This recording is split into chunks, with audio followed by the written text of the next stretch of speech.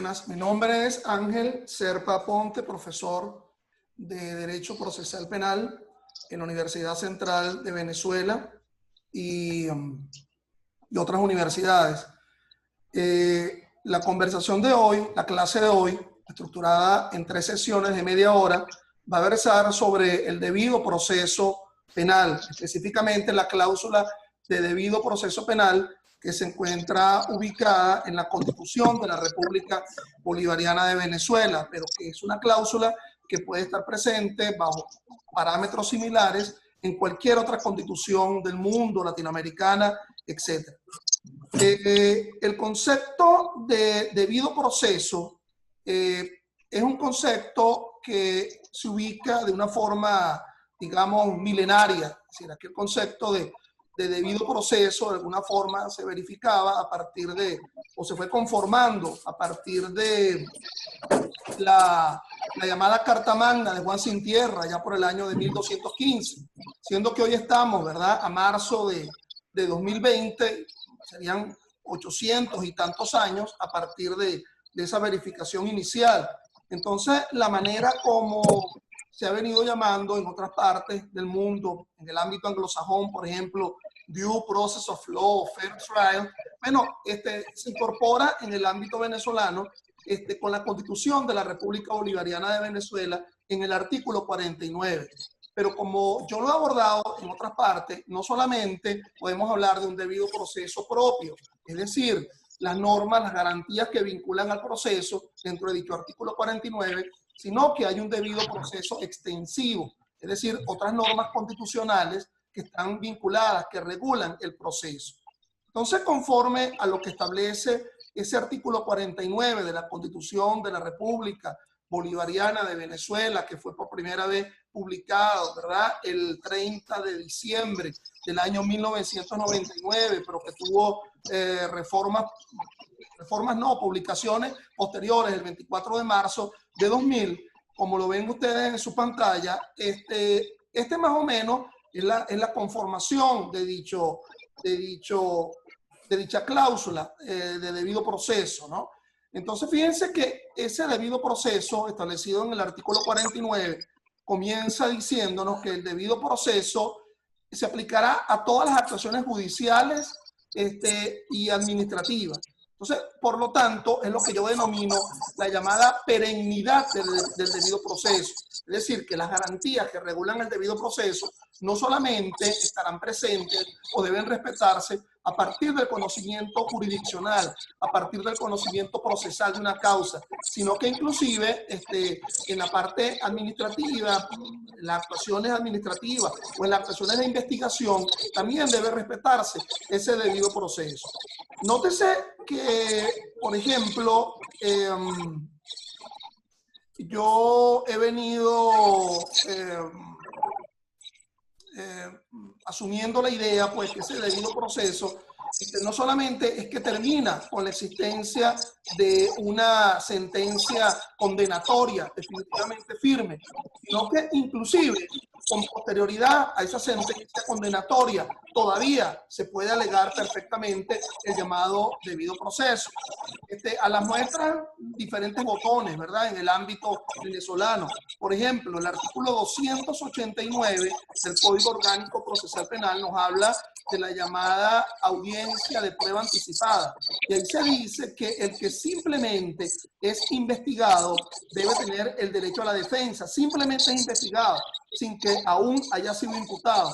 Por otra parte, en el Código Orgánico Procesal Penal, lo que se denomina el recurso de revisión procesal penal, establecido en el artículo 462 del Código Orgánico Procesal Penal. Por favor, a los efectos de la grabación, las personas que me están escuchando, por favor, desactiven su audio, porque hay un ruido acá que está impidiendo que algunos me escuchen perfectamente. Entonces, decía yo que no solamente con la sentencia condenatoria ya se debe dejar de hablar del llamado debido proceso o de los derechos que conforman el debido proceso, entre los cuales está el llamado derecho a la defensa, puesto que existe la llamada recurso de revisión procesal penal. en el artículo 462, ¿ok? Ese artículo 462 que establece el recurso de revisión procesal penal frente a sentencias condenatorias firmes, es decir, que aún existiendo una sentencia condenatoria, se podía alegar de forma recursiva el llamado derecho a la defensa si se consideran, por ejemplo, o si se establecen hechos posteriores a la sentencia condenatoria, o hay una despenalización de la pena, o hay una nueva sentencia que se ubica frente al mismo hecho. Entonces es posible que se pueda aún seguir alegando el llamado derecho a la defensa. Entonces, fíjense, conforme a la cláusula que establece el artículo 49 de la Constitución, uno se preguntará, ¿verdad? ¿Cuáles son los derechos que conforman esa garantía?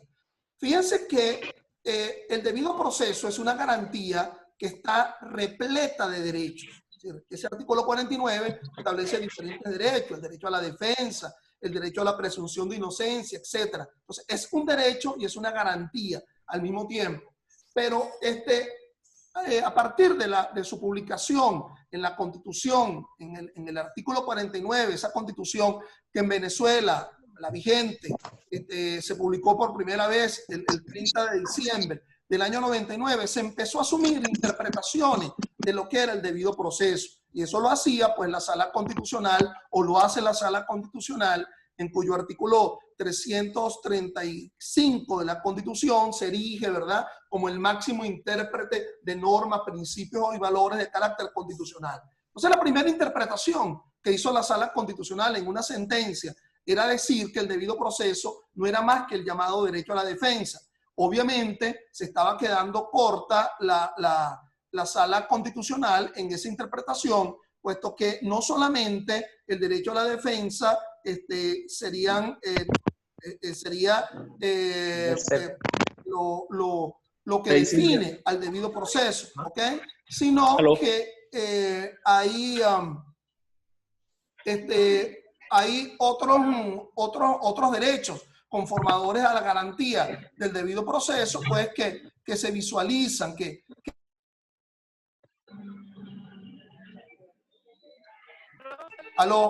hay otros derechos conformadores a la garantía del debido proceso que se visualizan en el artículo 49. Es decir, por ejemplo, pudiéramos decir que a alguien se le permite el llamado derecho a la defensa, pero se está haciendo ante una persona que no es el juez natural. Entonces, obviamente que ahí se está vulnerando el llamado debido proceso, o se permite el llamado derecho a la defensa, pero se está haciendo ante alguien que, ante un juez que no sea el juez natural, ¿ok? Entonces, de alguna forma,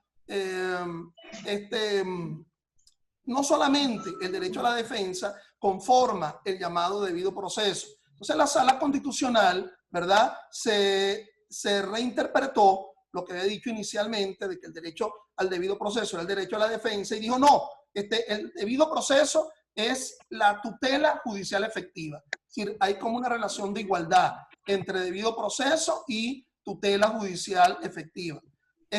Obviamente que se había quedado corta, ¿verdad? Se quedó corta la interpretación, esa interpretación que hizo la Sala Constitucional sobre que el debido proceso no es más que el derecho a la defensa, y dijo, bueno, dijo que era igual a la tutela judicial efectiva, y también se reinterpretó, puesto que allí está en el artículo 26 de la Constitución regulando la llamada tutela judicial, y en el artículo 49 regulando el debido proceso. Es decir, se hizo como una especie de semejanza al sistema español con el artículo 24 de la Constitución, en donde en una sola norma, ¿verdad?, se establece que debido proceso es igual a la tutela judicial efectiva. Bueno, la Sala Constitucional finalmente reinterpretó eso y dijo, no, bueno, el debido proceso no es más que un medio para llegar a la tutela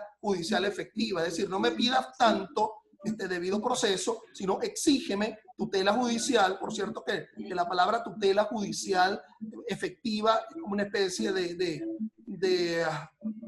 hay una especie de, sobran la palabra en el sentido de que, bueno, o se tutela o no se tutela, pues. Es decir, pero no se puede dejar de decir que o tutela judicial o si es efectiva o no.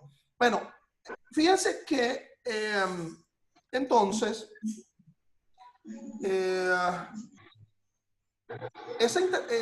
conforme a el artículo mencionado otras veces acá, que es el artículo 49 de la Constitución, no podemos, obviamente, dejar de significar el derecho a la defensa como derecho conformador a la garantía del debido proceso. Tanto así que una vez la Sala Constitucional lo sinonimiza, ¿okay? Decía que era lo mismo debido proceso que derecho a la defensa. Entonces, bueno, habiéndose reinterpretado pues dicha Sala Constitucional, ¿verdad? Obviamente que dentro de esa garantía tan importante que es el llamado derecho a la defensa, podemos encontrarnos diferentes tipos de defensa, es decir, lo que se llaman las clasificaciones de la defensa a partir de lo que se establece en la propia Constitución, ¿ok? Entonces, es lo que ese derecho a la defensa, como está escrito ahí en el pizarrón que creo que tienen ante ustedes, ese derecho a la defensa puede dividirse en muchos aspectos. En primer lugar, los llamados tipos de defensa. La primera distinción que uno pudiera encontrar dentro del artículo 49 es distinguir entre asistencia letrada y defensa personal. ¿Okay? Habrá dos defensas allí. Entonces, la asistencia letrada, la asistencia por parte de abogado. ¿Okay? Fíjense que, como lo mencionaba con anterioridad, aún desde la propia condición de investigado, como lo establece el 289 del COP en la llamada prueba anticipada, o lo establece el propio artículo 127 del Código Orgánico Procesal Penal Venezolano en los llamados derechos del procesado, o inclusive el propio artículo 10 del Código Orgánico, desde que se es investigado ya se tiene un derecho a la defensa, es decir, la llamada asistencia letrada.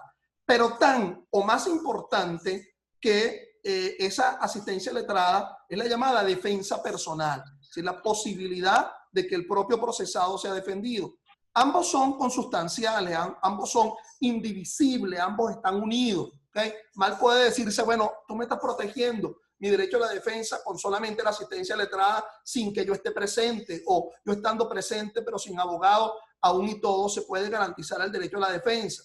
Por eso es que normas tales como el artículo 310 del COP y el artículo 327 del COP, aquel que nos habla, ¿verdad?, del enjuiciamiento en ausencia, por circunstancia de contumacia, de condición de prófugo o de condición por parte del procesado, se puede garantizar con que solamente esté el defensor en dicha audiencia.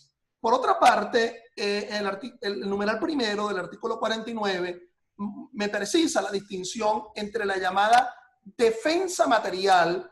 Cuando ustedes escuchen la palabra defensa material, es la defensa, la del procesado, la que asume el procesado.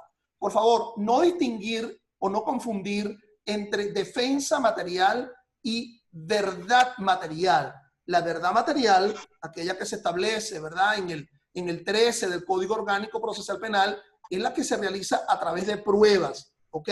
Y con la defensa material es la defensa que se vincula a la del procesado. Bueno, uno puede asumir la defensa de un procesado, bueno, de dos formas. Se dice que hay una defensa material de carácter sustantivo, es decir, sería una defensa frente a la pretensión de sanción, frente a un código penal. Y hay una defensa material de carácter adjetiva, que sería una defensa frente al proceso, frente a las pautas procesales, frente a los actos procesales de la otra parte. Bueno, ambas son importantes. Es decir, imagínate tú, en un momento determinado, que al defendido tuyo lo estén acusando del delito de homosexualismo. Entonces tú dices, bueno, no, mira, el homosexualismo no es un delito. Entonces tú estás asumiendo una defensa de carácter sustantiva porque se está violando el principio de tipicidad, pero tú también podrías decir, bueno, me lo estás acusando por ese delito sin que previamente lo hayas imputado. Entonces, es una defensa de contenido adjetivo. Entonces, esta defensa material, como lo dice allí el pizarrón, ¿verdad? Se contrapone a la llamada defensa de los derechos e intereses de las otras partes. Es decir, que las otras partes en el proceso también pueden alegar, también pueden hablar de su llamado derecho a la defensa. Entonces, a ti te parecerá extraño que la víctima pudiera decir, oye, yo puedo alegar el llamado derecho a la defensa, o que el fiscal del Ministerio Público pueda hablar de, mire, se me está violando el derecho a la defensa. Bueno, ciertamente sí. Imagínate tú, un fiscal que requiera apelar frente a una sentencia absolutoria, o una víctima que requiera apelar frente a una sentencia absolutoria y no aparece el expediente en el tribunal, no hay manera de que pueda interponer el recurso.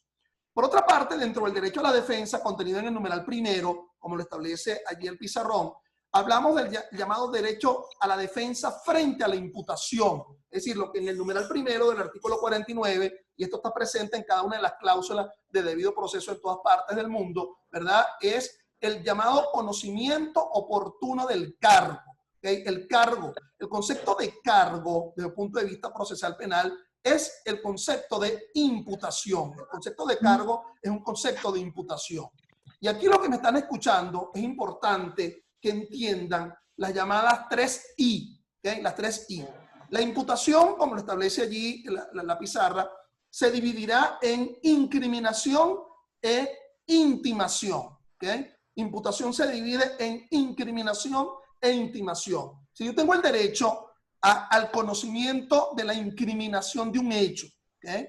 Manifiéstame cuál es el hecho en concreto. No me lo contamines ahorita con el derecho. No me hables de ninguna circunstancia jurídica. Échame el cuento, relátame la circunstancia, ¿ok? Pero no me hables de derecho. Pero de igual forma, en la incriminación se ubicaría la mención de la calificante jurídica, el llamado nomen iuris, ¿ok? Entonces, la imputación implicará incriminación, señalamiento del hecho y de la calificante jurídica. Pero también, tan importante como la incriminación, es la intimación.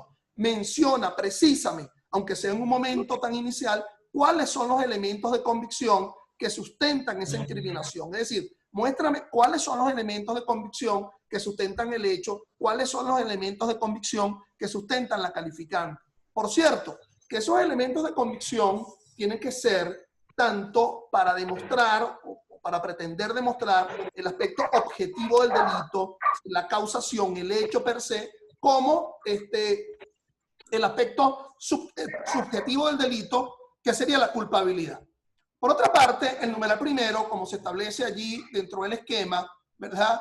Habla de la llamada, del llamado defensa frente a las pruebas, ¿ok? Defensa frente a las pruebas.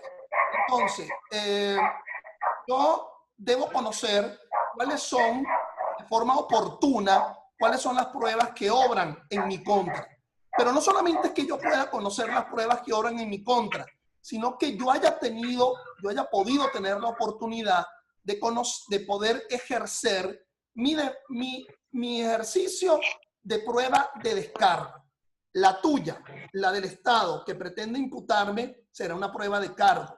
Pero yo he debido tener la oportunidad también de poder ejercer las llamadas pruebas de descargo, las que yo puedo ejercer y que obran en mi defensa.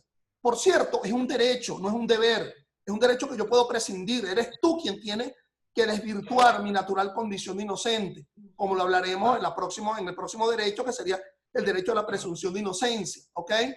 Pero si yo decido ejercer mi derecho a la defensa con prueba, bueno, yo debo tener una oportunidad de poder realizarlo y que tú puedas, el ente que imputa pueda conocer esa circunstancia. Fíjense que aquí hay algo muy extraño, ¿verdad? De la relación entre el COP y el Código Orgánico Procesal Penal venezolano. Porque se dice, ¿verdad? Allí se dice que yo debo tener un conocimiento oportuno de la llamada prueba de cargo. Entonces, pero pareciera que hay una sola oportunidad de ofrecimiento probatorio en el proceso penal venezolano. Y en realidad no es así. Es decir, hay múltiples oportunidades, oportunidades de ofrecer la prueba. ¿ok? Es decir, el ofrecimiento probatorio en el proceso penal venezolano se ubica en diferentes oportunidades, ¿ok? Es decir, yo he contado más o menos como 9 oportunidades de ofrecimiento probatorio en el proceso penal venezolano. Bueno, cuando se acusa, ¿verdad? Entonces, artículo 308 del Código Orgánico Procesal Penal, la llamada prueba nueva, aquella que está regulada en el 311.8 del Código Orgánico Procesal Penal, es decir, la prueba que se conoce con posterioridad a la presentación de la acusación. La llamada prueba complementaria, artículo 326, ya se dictó el auto de apertura a juicio y entonces surge una nueva prueba. La llamada prueba que se reconfigura cuando el juez advierte un cambio de calificación en el propio juicio, ¿verdad? Artículo 333, ¿verdad? Del Código, 323, perdón, del Código Orgánico, 333 del Código Orgánico. La prueba que se reconfigura a partir de la ampliación de la acusación, artículo 334, la llamada prueba nueva, artículo 342. Es decir, hay múltiples oportunidades de ofrecimiento probatorio. Y ustedes me dirán, pero bueno, ¿cómo se cumple esto, verdad? Del conocimiento oportuno de la prueba de cargo, así como 9 oportunidades de ofrecimiento probatorio. La respuesta sería, en cada una de esas oportunidades de ofrecimiento probatorio ha debido concederse la oportunidad de debatir, de rechazar la prueba en cabeza de la contraparte. Bueno, el otro elemento que se manifiesta allí dentro del pizarrón, ¿verdad? Con respecto al tema de la prueba, es que es nula toda prueba obtenida en violación al debido proceso. ¿Okay? Nula toda prueba obtenida en violación al debido proceso. Pero fíjate, tú estás ubicando esa cláusula dentro del llamado derecho a la defensa, numeral primero. Y alguna gente podrá decir, bueno, es una prueba que ha sido obtenida en violación al derecho a la defensa. No, puede ser una prueba que se obtuvo en violación conforme al derecho a la defensa, pero violándose el juez natural, pero violándose la no confesión coactiva. Por otra parte, ¿cómo debe entenderse esto de que es nula toda prueba obtenida en violación al debido proceso? Debe entenderse que es nula toda prueba obtenida, incorporada, admitida, producida o apreciada en violación al debido proceso. ¿Ok? Entonces, no es solamente la obtención de la prueba. Imagínate tú, un hallazgo que se verificó, ¿verdad? En un allanamiento que se realizó con 2 testigos. Sino, entonces, está reglamentado en el código. Y a lo mejor es muy legítimo realizar el allanamiento si el delito es de carácter intempestivo. Pero entonces hasta ahí no está violado el debido proceso. Pero ¿cómo se está incorporando los testigos? Bueno, entonces tendría que ser incorporado en la acusación. Ahora, conociéndose los testigos y no se incorporó en la acusación y se pretende incorporar a destiempo a través de una prueba nueva, se está violando el debido proceso por una incorporación tardía. A lo mejor no se viola la obtención ni la incorporación, sino la admisión. Entonces, el juez admite esa prueba cuando no debió haberla admitido porque fue ofertada de una forma tardía. A lo mejor no fue violado el debido proceso en la obtención, en la incorporación, en la admisión, sino en la producción, en la llamada evacuación probatoria. Entonces, en el juicio oral y público, ¿verdad? Se pretende que la víctima, aunque sea víctima del delito, pero siendo un familiar dentro del 4º grado de consanguinidad o segundo de afinidad del procesado, se pretende que declare con juramento, siendo que es un familiar dentro del 4º grado de consanguinidad o segundo de afinidad del procesado, y por lo tanto esa prueba no puede ser realizada de esa forma. O a lo mejor se violó el debido proceso, ya no en la obtención, en la incorporación, ya no en la obtención, en la incorporación, en la admisión, en la producción, sino en la apreciación. Entonces, el juez, por ejemplo, aprecia la prueba y dice, bueno, documento público tiene mayor valor que documento privado, siendo que por ello no debe ser apreciado de esa forma, por lo menos en Venezuela, ya que la forma de apreciar la prueba es por la vía de la llamada sana crítica. Entonces, finalmente, dentro de ese numeral primero del artículo 49, tendríamos el llamado derecho a la alzada. Fíjense que este llamado derecho a la alzada, y vamos a volver un poco a la redacción que establece, fíjense lo que dice la redacción del numeral primero del artículo 49. Dice, toda persona declarada culpable tiene derecho a recurrir del fallo con las excepciones establecidas en esta Constitución y esta ley. Entonces, conforme a ello, pareciera que solamente es el condenado quien tiene derecho a recurrir, siendo que ello es inadecuado, porque si no estaríamos violando el principio de igualdad ciudadana ante la ley, artículo 21. Es decir, tanto el absuelto frente a una sentencia absolutoria, la víctima o el Ministerio Público tendrá derecho al recurso. Y entonces no es solamente el condenado, sino bueno, frente a una sentencia absolutoria, frente a una sentencia de sobreseimiento. Lo que yo quiero decir es que la ley procesal, ¿verdad? De alguna forma, como que mejora la redacción constitucional. Es decir, es lo que yo coloco acá como la superación procesal a la concepción constitucional del derecho a la alzada, puesto que no es solamente, ¿verdad?, el condenado, sino frente a una sentencia absolutoria, frente a una sentencia de sobreseimiento. Pero por otra parte, no solamente las sentencias finalísticas, es decir, las sentencias finales, las sentencias que causan cosa juzgada, son las que conducen a un derecho al recurso, sino que las llamadas sentencias interlocutorias, es decir, en el desarrollo del proceso hay las pequeñas decisiones, ¿verdad?, que en el proceso penal venezolano se denominan autos. Entonces, hay autos de mero trámite o de mera sustanciación. Esos pueden ser recurridos a través del recurso de revocación, artículo 435 y siguientes del COD, pero también existen autos con cierta trascendencia aflictiva. Entonces, esas son recurridas a través del llamado recurso de apelación de auto.